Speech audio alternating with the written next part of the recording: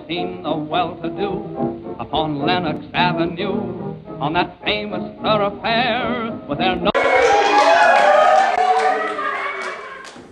Now how's this? Perfect. It's perfect. Thank you, Charlie. It ain't long on grassy spots up here, but say breeze. Like a summer resort.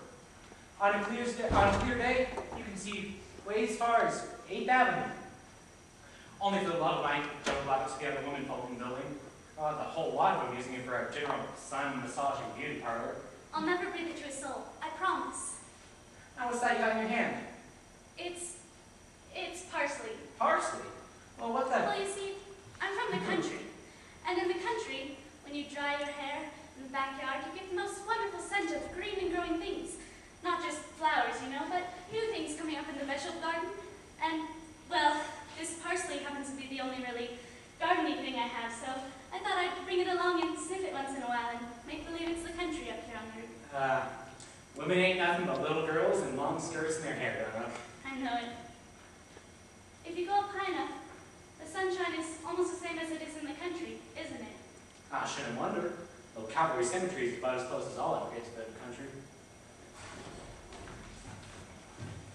You can sit up here on this soapbox and let your feet hang down. And the last gender's wife used to hang out the washing here, I guess. I'll leave the door open, see? You're so kind. Can you blame me?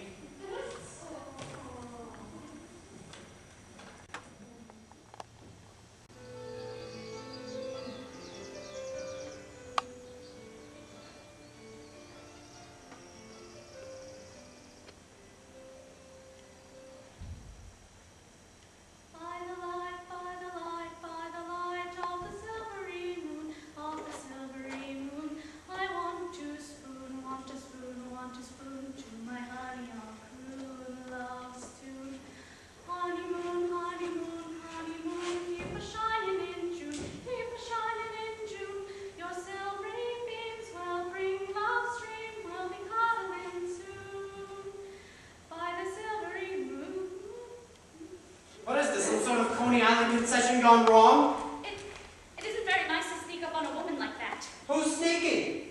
You must be the janitor's beautiful daughter. Not exactly.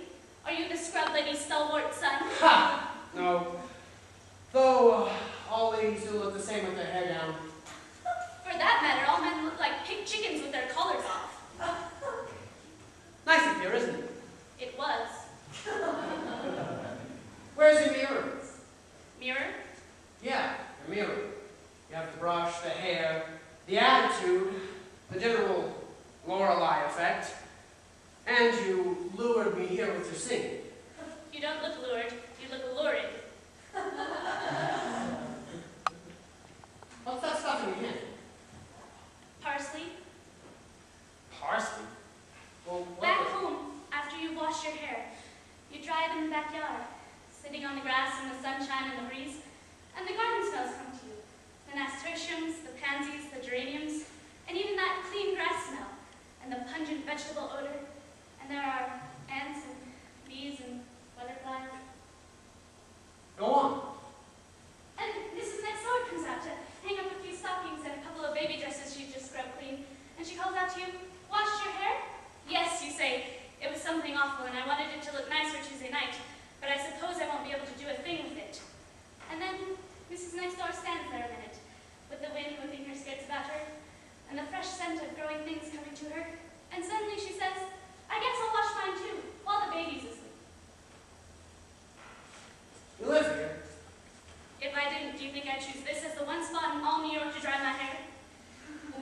When I said live here, I mean, who are you? Where did you come from? What are you doing here? And do you sign your real name or your nom de plume? What? How did you know I was a writer? Give me 5 more minutes and I'll tell you the make of your typewriter and where you got your last rejection letter from.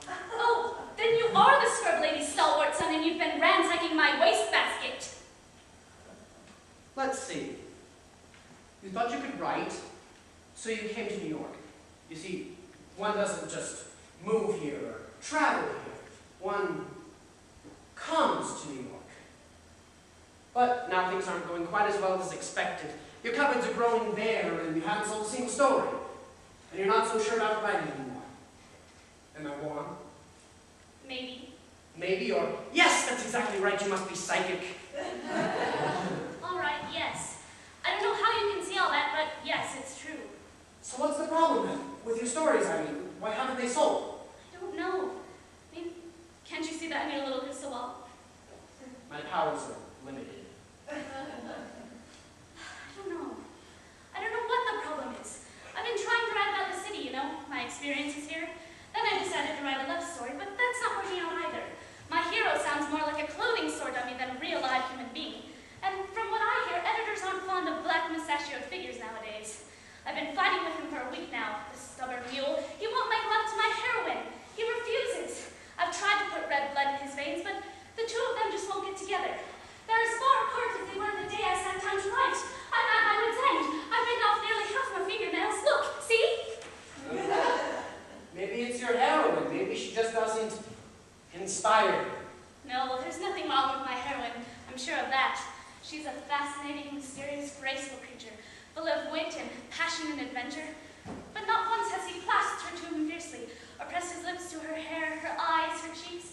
He hasn't even had the guts to devour her with his gaze, as we writers like to say. This morning, I thought he was showing some signs of life. He was developing possibilities, but nothing came of it. He wimped out. That's why I decided to wash my hair and come out here, to get away from him for a little while. What did you do back home? Back home, I taught school and hated it. But I kept on teaching until I'd saved $500. All the other girls teach until they've saved $500, then they pack 2 suitcases and go to Europe for the summer. But I've saved my $500 for New York. It's been 6 months now. The $500 has shrunk to almost nothing. And if I don't bring it into the magazines pretty soon, then I'll have to go back and teach 37 young devils that 6 times 5 is 30. Put down the knot and carry the 6, that a rhetorical question requires no answer, and that the French are gay people fond of dancing and light wines. But I'll scribble on everything from hairpins to shoes and back again until I've saved another $500, and then I'll try it all over again because I can write. Oh, pardon me. I didn't ask permission because I didn't think that you were the fool kind who objects. Oh, no, go ahead.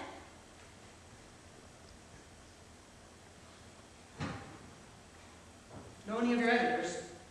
Know them?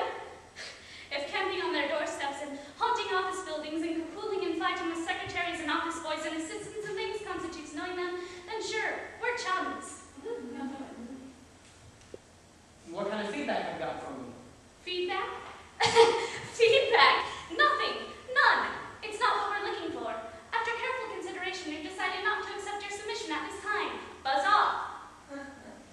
And if such literary experts think so little of your writing, what makes you think you can write? Being the scrub lady's stalwart son, I wouldn't expect you to understand. But I can write. How dare you come up here and act all high and mighty like you got me all figured out in 2 minutes? I don't care what you think. I won't go under. I'm going to make it. I'm going to make this town count me in as the 4,000,001. Sometimes I get so tired of being a nobody at all, with not even enough cleverness to wrest a living from this city, that I want to stand out at the edge of the curb, take off my hat, wave, and shout, "Hey, you 4,000,000 self-absorbed, uncaring people! I'm Mary Louise Moss from Escanaba, Michigan, and I like your town, and I want to stay here. Won't you please pay some attention to me? Just a little bit." No one even knows I'm here, except, well, myself and the rent collector. And me. Oh, you don't count. Oh. You never know. I just might.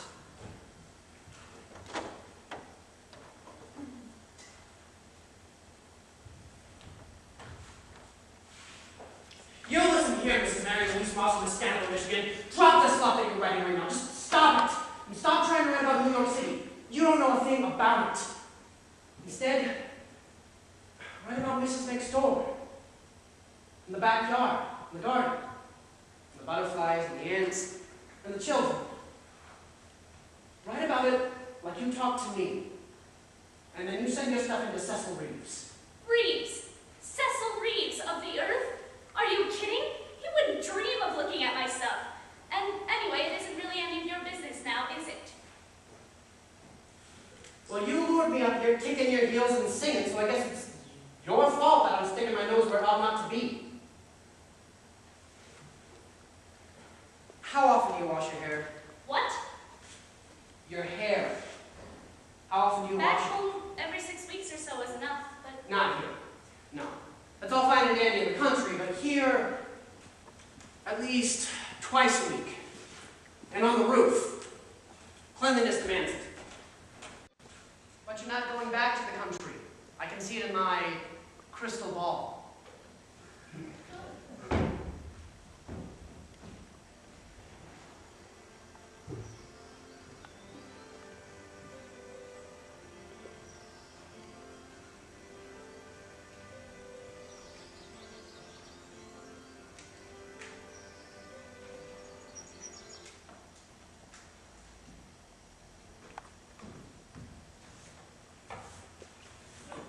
Get it dry?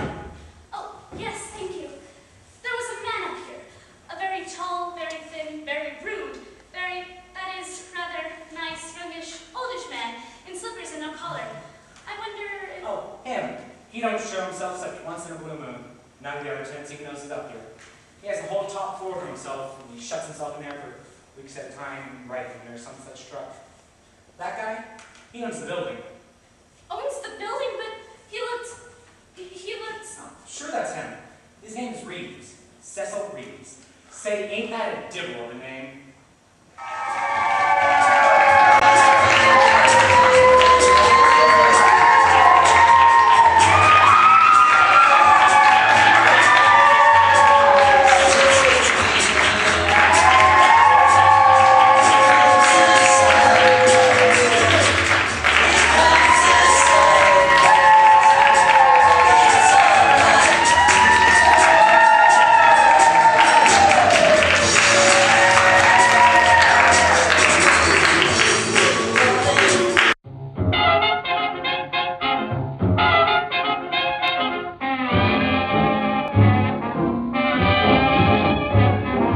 Have you seen the well-to-do upon Lenox Avenue, on that famous thoroughfare, with their noses in the air, high hats and colored collars, white spats and $15, spending every dime for a wonderful time? If you're blue and you don't know where to go to, why don't you go where Harlem splits, putting on the wrist, spangled gowns upon the bevy of high browns from down the levee, all misfits, putting on the wrist. That's where each and every Lulu belle goes.